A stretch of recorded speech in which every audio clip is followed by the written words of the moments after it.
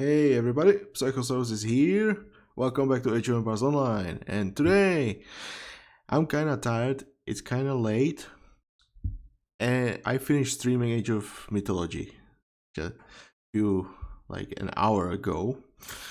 And then I found out there is a nice block that's actually very interesting. And I was like, do I wanna do it now? And then I realized, oh my god, I would have to do it like on Monday earliest. So yeah, here we are. Very important news. Indians are coming. And yes, it's very soon. They will be released on the 26th of October 2024. So, as you can see, in about a month, of course, things can get changed a little bit, something might happen. So, but we can expect like end of the October. By the end of the October, the Indians will be out, and if not by the end of the October, then early November. But yeah, currently the date is 26th of October, so you can look forward to it. But important news: there are multiple stages of this. So first, there's the stage 1, which is closed beta playtest. As you can see, September 29th till October 12th. And if you want to, of course, I'll put this link into the description below so you can click it and check it out for yourself. But yes, there is a link right here, and you can actually participate on this closed beta playtest. So you can play, hey, see what do you like, what do you don't like, report some bugs, and so on, so on. So if you want to participate, there's the link right here. And make sure to fill whatever you need. Okay, I am not gonna participate. Okay, I just don't have time to do like this stuff right now, and I'm more focused on Age of Mythology right now. So yeah, I I think I could do some stuff there, but unfortunately I don't have time for that. It's kind of busy here with Age of Mythology, with work, and oh my god, just not enough time anymore. It's kind of annoying. Then there's stage 2, which is the final preparations. As you can see, October 13th until October 25th. So that's pretty much gonna be like bug fixes and going through all the feedback, so balance and who knows what. And then of course there's the release on the October 26th. So if we go through this, Indians will start at level 20, just like Persians, Babylonians, and Norse. That's very important. They will also come with a booster pack. So just like we have Babylon with Babylonians, Northern Hold with Norse, so Indians will come with their own booster pack. And this one should end with some repeatable elite and legendary quests, as well as some mini game quests. So definitely we can look forward to some new content in the game as well. Definitely important. Okay, and there's also mention of some unique hero that you will play with. I'm expecting something like Vemunder or Biorix from the Northern Hall quest pack, something like that. We'll see. There's not much about it, so we can look forward to that. Okay, and then after the winter event, we will also get a legendary quest pack with the Indian team. So yes, we can look forward to some nice quests. So yeah, stage 4 is the Halloween event. This one, as you can see, is October 18th till... Wait, that's not supposed to be October. That's supposed to be November. Oops. Oops. PF, you got a mistake here. You got a typo. It's supposed to be November. Okay, the thing about this, it's not supposed to be that long because, come on, that would be like 6 weeks long Halloween event. That's not happening. Okay, we never had events longer than 5 weeks, and Halloween ones were already shortest ones, I think, lasting like 4 weeks. So no. But yeah, there's this comment. This year's Halloween event will be the shortest one we've ever had. We simply haven't had the development capacity needed to add any new content to the event, and we are out of time to fit the Indians' Halloween and winter events all within the span of a few weeks. So unfortunately, Halloween is kind of getting hurt here. So no new content there. I find it kind of sad because I was looking for something new, but at the same time, what could it be? That's a question I wonder. But yeah, Halloween event is gonna be short this year. I guess that's fine. Like for me, it's fine. For some newer players, that might not be that great. And then there's, of course, Stage 5 Winter Event, which is December 23rd until January 26th. So that's gonna be the 5 weeks. Of course, that's gonna be the normal stuff. And after this, we should get the legendary themed quest pack. The Indian themed legendary quest pack. That. So by the end of January or sometimes in February, we can expect this quest pack. Hopefully, if everything goes according to plan. But yeah, that's it. Okay. And then let's have one final look at some of the Indians' most notable additions. Let's go. So there's the Indian military tech tree. As you can see, they will have barracks, and yes, this is going to be mainly around Indians. So yes, we'll take a look at the tech tree. There are also their specific advisors and milestones. So I'll talk about them, but since most of them don't have the specific values or might be changed during the playtest, who knows? So this might not be like definitive version of that we will see on release. But yeah, Indian military tech tree. As you can see, they have the typical barracks, archery range, stables, and fortress. And then there's also this Mahout camp. So no siege workshop, as you can see. So barracks, we will have the spearman and Gada warrior. So spearman, of course, we know it, typical anti-cavalry unit. There's no mention of the Spearman champion upgrade and no other champion upgrade, so we will not really know what they do. I think there was like some mention in previous blogs, although I think there's some issue and you will not see those images anymore there. Kind of unfortunate. But who knows, maybe they will get changed during the playtest as well, so better wait for the release. But yeah. Then there's the Gada Warrior. Now this one is anti-infantry unit, and this one, from what I know, is supposed to get extra range from its champion upgrade. So it will be something like Phalanx or Lancer for Babylonians, and will actually attack. It will still be a melee unit, but it will attack from greater distance. So that's one big thing about this unit. Definitely gonna make it really good to use. Then there's your typical bowman. We can expect it to be most likely anti-infantry.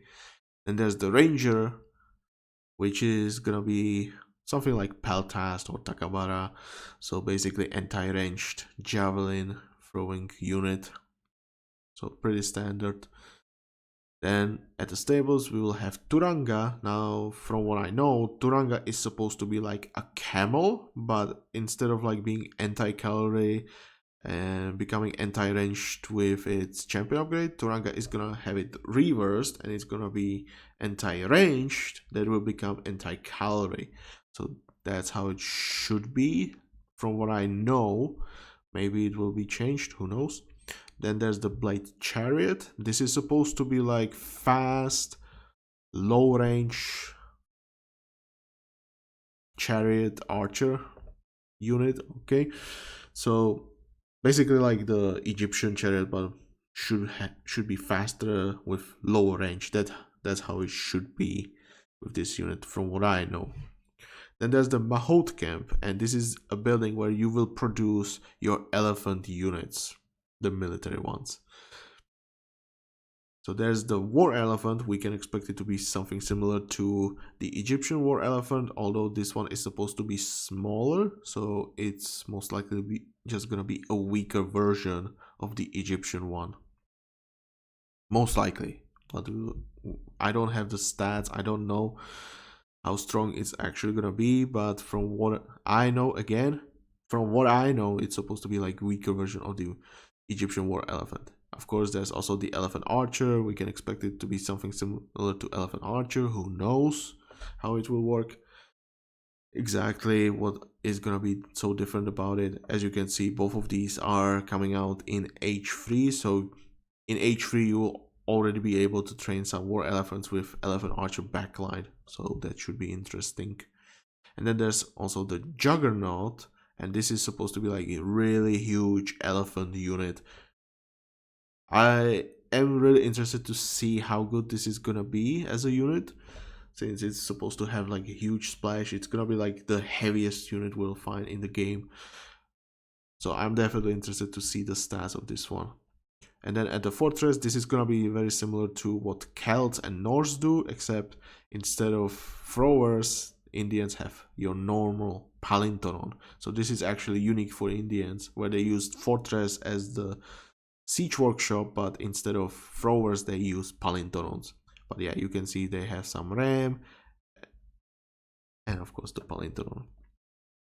Okay, then we have some images of the units. So here you can see the spearmen, how they will look different once you gear them up with uncommon, rare, epic, and legendary gear. So you can see them looking like this. Pretty cool.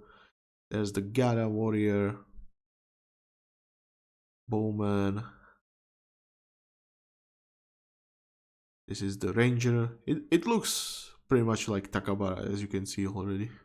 I feel like that's gonna be like similar to that unit. There's the Turanga.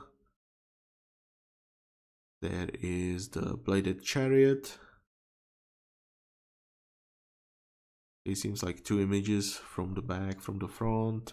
There's the war elephant. Pretty nice, eh? There's the elephant archer, so you can see very similar to the Egyptian one, just different looking. There's the juggernaut, so this is the new one. Big elephant unit. There are the military production structures. There is the ram. There's the palintoron. You can see the ram. It's pretty much like sapper, similar, but with only the ram. There's the palintoron, pretty standard. Looks like, I would say it's similar to the Persian one, maybe. And there's the fortress. So pretty cool looking structures, if you ask me. I like it a lot. Fits into the game very nicely. It's definitely different from the other civs, so you can easily recognize it. I love that. I love that a lot. There's the economy tech tree. Now here we can see storehouse. As we can see, they will have weak gold mining, only the first tier of upgrade. So that's similar to Celts, but Celts also get the gold mine, so that's different. But yeah, their gold mining is gonna be the weakness, so I wonder how they're gonna work around that. We'll see.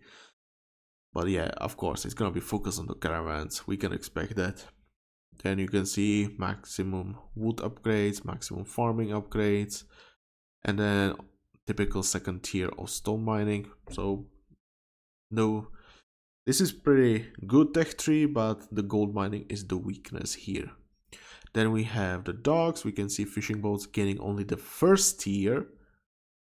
So their fishing boats are gonna be weaker than, let's say, what is it, Babylonians or Celts.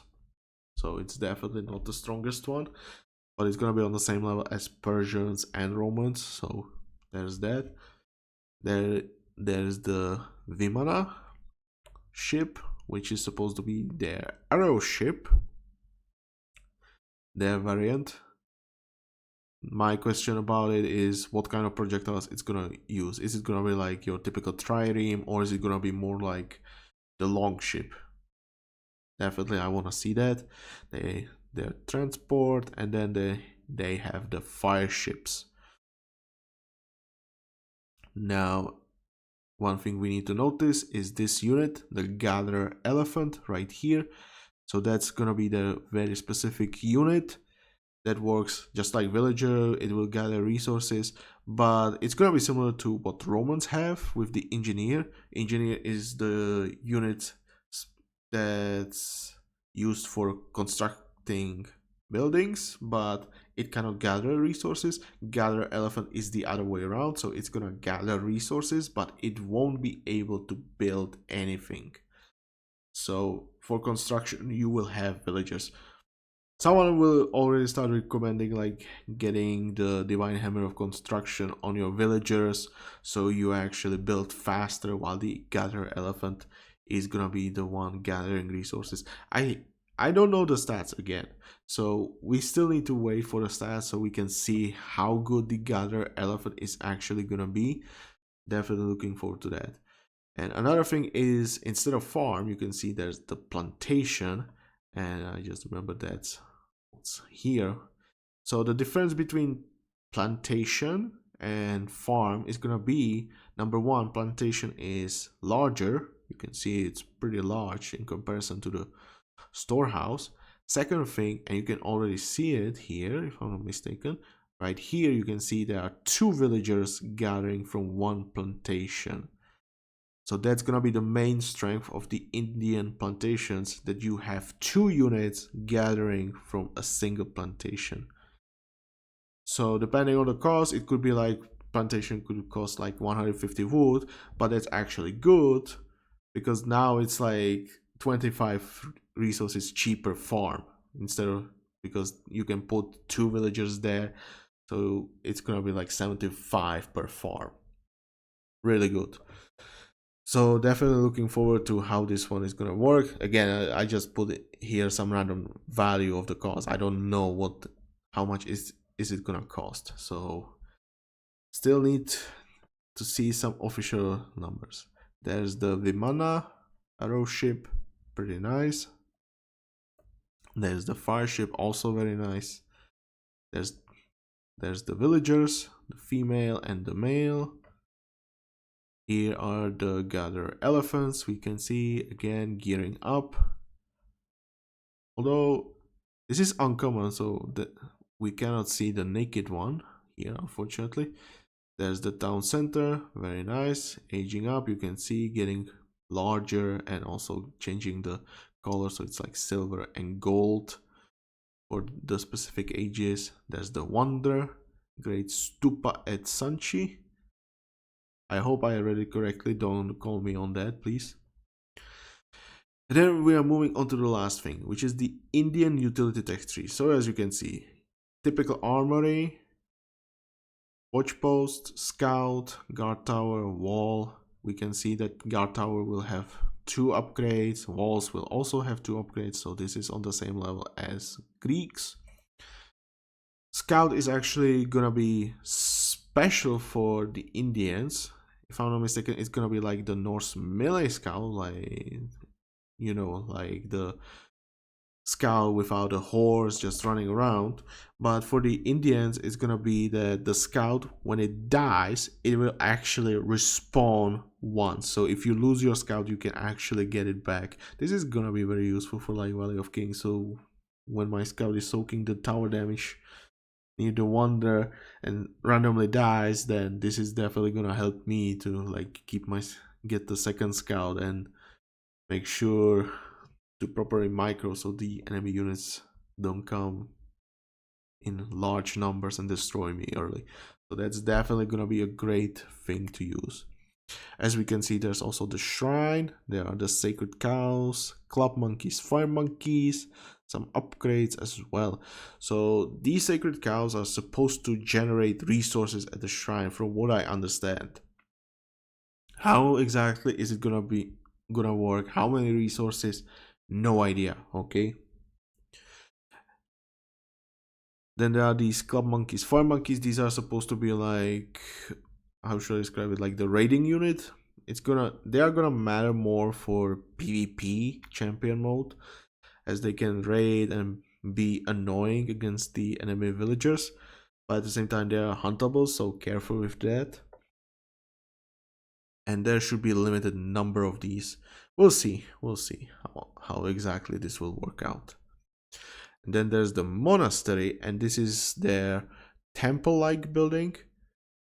Although I believe we can see that this is available already in Bronze Age. You can see the armory right there, so it's gonna be on the same level. And the one thing that's really important about monastery, we can see there's Guru, their priest unit. This is, if I'm not mistaken, gonna be focused more on the healing, but it will be able to convert as well. And then there are these tags, and as you can see, they are a little bit different because you have like tags here at the armor and they are going down, like for better version, or like the next in line upgrade, I should say. Same goes for here and here, or you have like this, just one upgrade and that's it. But this is different, right? Because it is connected in the same line. And these tags are actually gonna be called choose one tags. And we can see it right here. The thing about these tags is you choose one, the other one will get disabled, and you will live only with the one tag you have chosen. If you have ever used Esfandiar Advisor for Persians before, this is basically Esfandiar but on multiple tags. Same principle, okay? You choose one tag, the other ones get disabled. That's how it's gonna work. Now, there's finally some information about these tags, so we can see some first intel what they should be doing. We have no values here, so let's start with the Bronze Age one. Indra's Prosperity reduces villager, gather, elephant, and caravan train time. And then there's Indra's Gift, reduces build time. So we can see we can choose either faster production of villagers, gather elephants and caravans, or faster building construction. So both can be very nice. Since we don't really see the values, it's hard to tell which one is gonna be more useful. But if you had to ask me, this early into the game, I feel like Indra's Prosperity makes more sense to me. But as I said, I don't see the values. I cannot tell how good is it or isn't. So it's hard. It could be the Indra's Gift, but I already feel like Indra's Prosperity is just gonna be picked like more often than Indra's Gift. I just don't see a reason to pick Indra's Gift if I'm just gonna have more villagers that can build structures. And I can split it among multiple structures, then I don't see a reason to pick Indra's Gift, to be honest. But we'll see. Then there's the Silver Age. We have the Vani's Wisdom, reduces cost of all upgrades. Vani's Haste, increases military units movement speed. And Vani's Grip, increases damage and snare of guard towers, town center, and fortress. So this one is gonna be a little bit trickier. I am not really sure which one I would pick, because Vani's Grip like sounds cool if I'm trying to defend with my towers. Definitely can be useful for more defensive play style. Then there's the Vani's Haste, which feels like better for the offensive playstyle. And then there's Vani's Wisdom, which seems like fast tech up. Since it says reduces cost of all upgrades, this should affect also aging up, so reaching the golden age faster as Indians should be possible with this. This one I feel like is gonna be trickier, because I feel like if you start in age 3, it would make sense to go with Vani's Wisdom, so you get all the tech you need as soon as possible. And since this also affects like armor attacks, it should be very good tech that will save you a lot of resources, especially if you save the techs for Silver Age. Usually you don't want to do that because you want to get the upgrades since they help a lot. But for Silver Age starts, this is definitely going to be a great tech. Vanish Haste is just gonna be better for late game once you have like all the tech you need. I think it's gonna make a lot more sense. Vanish Grip, I just don't feel like there's a reason to pick it in PvE, to be honest. But it can be interesting to go like Indian towers and then go like Darius and like pushing with the Indians. We'll see the values. Depends how good it is in comparison to, let's say, Greek Murder Hall. We'll see about that, but yeah, it could be possible to go just with towers as well with this one. But if you ask me, it's gonna be Vanish Haste pretty much almost always, except for Silver Age starts, where I would go with Vanish Wisdom and just get all the tags for lower cost, depending on how much it costs. And remember, this should affect the Golden Age. This should affect the armory tags, the monastery tags, practically all upgrades, like tower upgrades, wall upgrades, champion upgrades for your units. Like this can be very strong, so definitely looking forward to see how good it is gonna be. Hopefully it's not gonna be too expensive, because if you get it too late, tough luck. It's just better to go with the haste at that point. But yeah, this is the shrine. This is what it looks like when you age up. Very nice. There are the sacred cows. We can see multiple variations. There are the fire and club monkeys. So we have the fire one. There's the club one. There's the guru, priest. And finally, we are getting to the Indian advisors. So this is just gonna be like the first looks, because who knows how really good the units themselves are actually gonna be. We don't really know, okay? But yeah, first we can only have assumptions about these advisors right now. So we have the Bronze Age advisors, these two Silver Age, and 3 Golden Age, and of course 3 Legendary advisors. So yeah, Bronze Age, Gada Master, Bhima. Gada warriors ignore 20% of the enemy's armor. This already sounds really good for quests where you play against Romans, where you play against Celts. Units with a lot of armor. This can definitely help you to defend against heavily armored infantry units. Definitely can be useful. Of course, it's Bronze Age advisors, so most likely you will have to sacrifice some economy advisor for this. But moving on. Rajguru Param. Sacred cows and shrines cost 50% less and generate an additional 0.15 gold per second. So there's shrines cost less, plus the sacred cows. I thought it was spawning automatically, but I guess we will have to pay for the cows. That's fine. Indians should have one thing about them as well. They should not be able to harvest from herdables. And I repeat, herdables. You should be still able to hunt, but herdables should not be able, you should not be able to gather from. So I'm definitely looking forward to how it works out. But yeah, the shrines should help you to generate some extra gold. It says 0.15. Now the question is, what is the limit for the amount of cows? How exactly is it gonna work? Is it gonna be like per cow and then you get 0.15 per cow extra? This is definitely great early economy advisor, if you ask me, if you can get the cows. Now obviously it depends how strong it can be in comparison to something like Muikmeron or Zeno. But yeah, moving to Silver Age, so Sanjay, Collector of the Scrolls, all military units train in 25% less time. This one I am a little bit skeptical about how good it can be. Definitely can be nice to use, but again, I have no idea what are the training times, and this can be good for, let's say, your elephant units. I can see elephant units. It actually makes sense. Since we don't see anything else for the elephant units, it would make sense that you are training your elephant units faster. I can see that. But at the same time, it can depend Lohrasp could be, for example, better for those elephants. So we'll see where is it gonna be useful. Then there's the Devi Maitreyi, or whatever you pronounce it.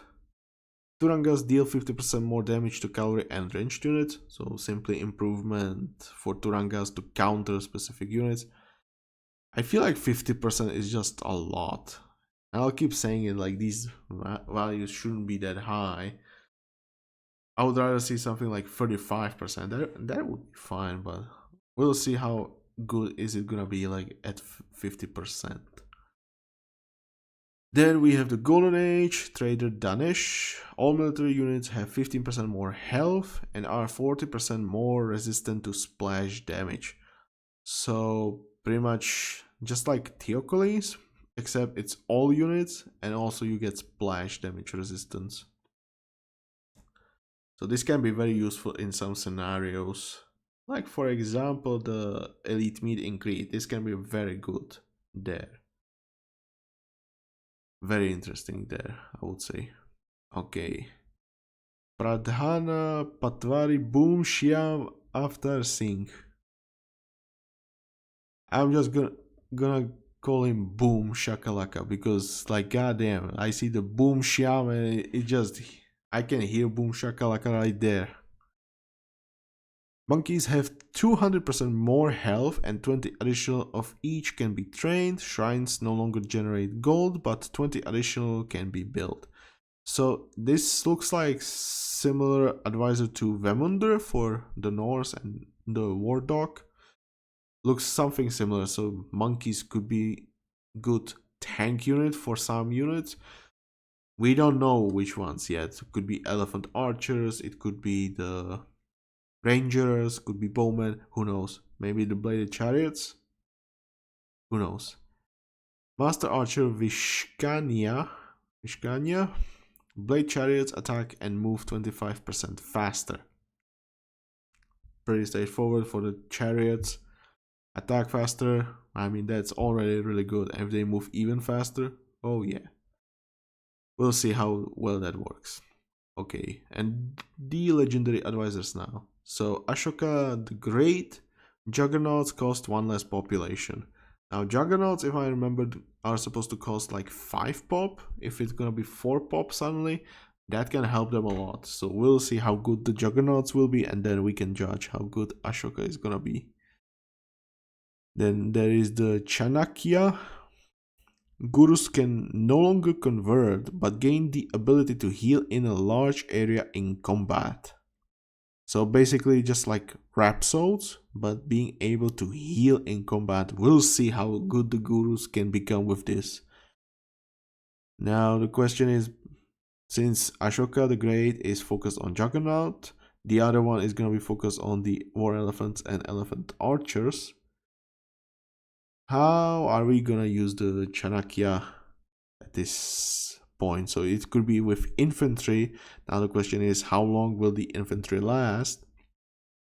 Or is it gonna be the Turanga, for example, with the bladed chariots? That could be interesting, and I wonder how we're gonna use this advisor, because that's right now what I cannot really tell. Will I be able to actually heal my units in combat so they last long enough for the healing? We'll see. And then there's this one, Chandragupta Maurya. Chandragupta. Hopefully I pronounced it correctly. War elephants deal 10% more damage and an additional 50% bonus damage against buildings. Elephant archers attack and move 10% faster. So we can see something similar to Babylonians with the Nebuchadnezzar for lancers and mounted archers. This one is for the elephants, specifically war elephant and the elephant archer.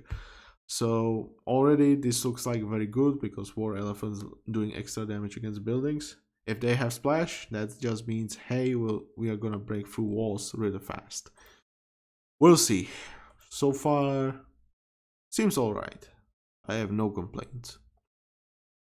But once we see the units, then we can complain.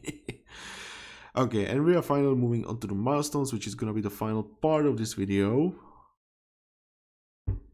Level 5 milestones.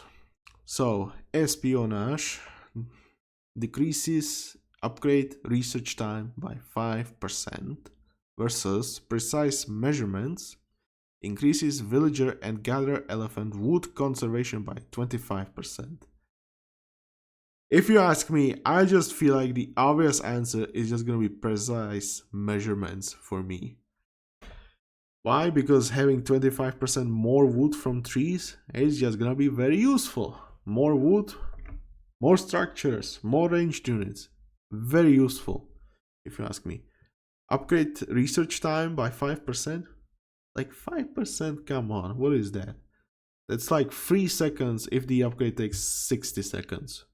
And we are not including like manuals and who knows what. So 5% to me seems a little bit weak. I would say the wood conservation is gonna be the better option here, like 90% of the times.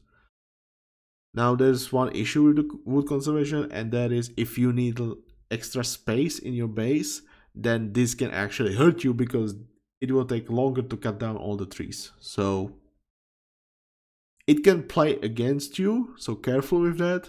But in my opinion, it's just gonna be better option overall. Moving on, level 10, strongholds decreases guard tower cost by 8%, stonework increases building bonus damage protection by 15%. I'll be honest, both these feel like good and also useless at the same time, to be honest. If I had to choose, personally, I would just go with the strongholds. It would make more sense to me because usually you don't want your structures to be taking damage no matter what.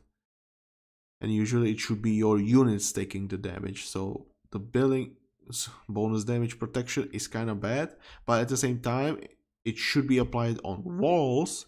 So that should help you like hold off some units if you need to quickly get your units there and hopefully protect the wall there. So it could be useful as well, but I feel like that saving the resources is better choice because 8%, that's 8 wood and 12 stone if I'm not mistaken. So 20 resources per tower, that's not bad. Can definitely help you early on to just build your tower to help you defend early. So if you ask me, strongholds is the better option in my opinion, but at the same time stonework can be okay to use as well. Definitely not against it. Okay, moving on, level 20 milestones. Horticulture decreases farm and plantation build time by 25%. Rope geometry decreases market cost by 4%. I'll be honest, both of these feel kind of weak, to be honest. Not useless, but I would say weak. Market, usually you build like what? 1 market, 2 markets maybe? And if we include the amount of resources we are saving, ooh, that's not much, right? It's like 10 units per market. Okay, if I build 2 markets, that's 20 wood. Okay, I saved 20 wood. That's not that much, okay? And if you ask me, there's another milestone below. You can already see it. That just makes me feel like I have no need for this milestone whatsoever. It can help to get your market a little bit sooner, but it is very weak. And this one, sure, it looks a lot, like 25%, but I have to say, farms and plantations, I expect to be the same, have the easiest villager split you can ever have on structures. They have the easiest split. So like splitting the villages among multiple farms should not be a problem. So you should be able to build farms relatively fast anyway. And 25%, like, if I'm not mistaken, farm takes 20 seconds. So that's like 5 seconds. And now I'm not including gear for your villagers and for the farms. If you ask me, it's not really that good, and I don't find it that useful just to save like few seconds so I can have a little bit more food per farm. Of course, if I get like 30 farms a little bit sooner, it can mean like what I get like 1 food per farm if I have like 30 of those. I don't know the value for the plantation, so for plantation it's harder to tell. But for farms, if I had to choose like 20 wood or 10 wood per market versus like 1 food per farm, both of these feel terrible. Come on, it's just not good. Usually players are not gonna build multiple markets unless they're going with like nanus, right? And if you build multiple markets, you will never build more than 3. So you're saving like 30 wood. 30 wood for this milestone. Oh my god, that's so weak if you ask me. Oh my god. And then you get like 30 food from this one. Maybe 40 food. Who cares?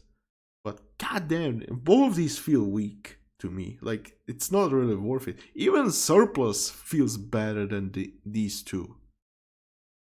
I'll be honest, yeah, surplus feels better than these two milestones.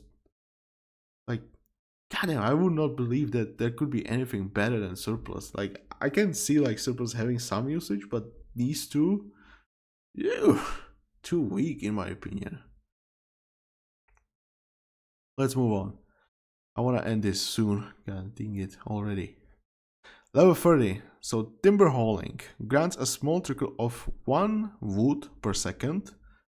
Ergonomy increases villager and gatherer elephant gathering rate from farms and plantations by 6%. So if you ask me, both of these are very nice. I would say the farms or plantations are better for later, but 6% feel too weak to me. I'm just gonna say timber hauling because that can help you early on quite nicely, because like you wait for like 2.5 minutes and suddenly you have enough wood for your first tier armory tech. It sounds good. You wait for like, what is it, like 3 minutes 20 seconds and suddenly you have 200 wood, and suddenly, hey, extra barracks there. So if you ask me, timber hauling seems to be a better choice right now. I hope this gets nerfed because we already have something like taxes and those will give you only 0.75 gold. I feel like this should go on the same value because this definitely feels really good right now. Like 1 wood per second extra. Oh my god, that's a lot. I'm definitely, but overall I would just say timber hauling is just better choice than ergonomy in my opinion. Ergonomy is like good for late game. Okay, 6%. If I go like over 30 farmers, I can save 1. Yeah, not that huge, in my opinion. Okay, level 40, finally. This one. Trade guild decreases caravan cost by 8%. Cart paths increases caravan movement speed by 3%. If you ask me, these feel relatively weak, to be honest, but remember, it's for caravans and caravans are very strong, so any extra effect you can get on caravans is huge, especially if you're late game and you already have your pieces of gear. So caravan cost 8%. That's actually a lot because caravans cost 100 resources, so that's 8 per caravan. That is some economic boost. These two should learn from that milestone. Like, woo-hoo-hoo. That's so different. But yeah, that's a lot actually. If we train like what, 30 caravans, we get 8 per caravan. That's 240 resources. That's not bad. That's not bad for a milestone. That's pretty good. Then there's the cart pass, which is 3% movement speed. Now this one is hard to judge because, as we know, markets trade value depends on like how large the map is, how far you go, and so on and so on. So there's like multiple factors to it, but overall 3% more generated gold with your caravans. It's not that much, to be honest.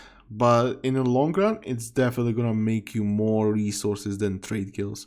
So the question here should be, do you want the early resources by saving the resources from the caravan production? Or do you want more gold in the long run? Because you get faster caravans. That should be it. So both of these, in my opinion, are pretty good.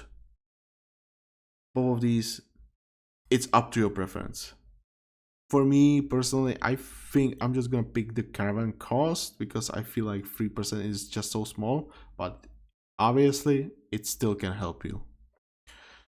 And that's the end of this block.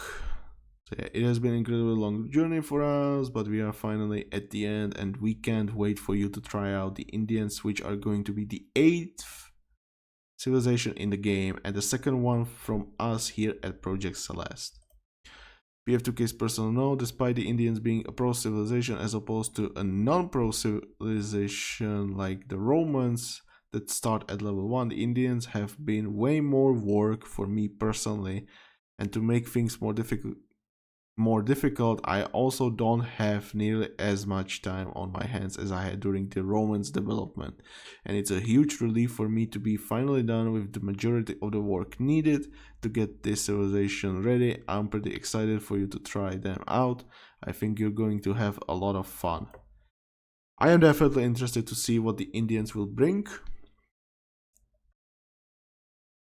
Like the milestones, I'll be honest, these feel pretty nice, but I feel like this one is a little bit too strong and these two are underwhelming in my opinion.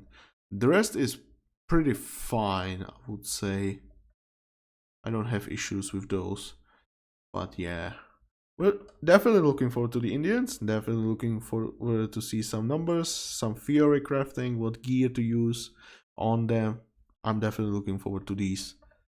And already you can tell these structures, these units, they look amazing. They look amazing. So I am definitely looking forward to seeing them in the game officially. Again, just a reminder, if you want to participate in the closed beta, make sure to sign up right here.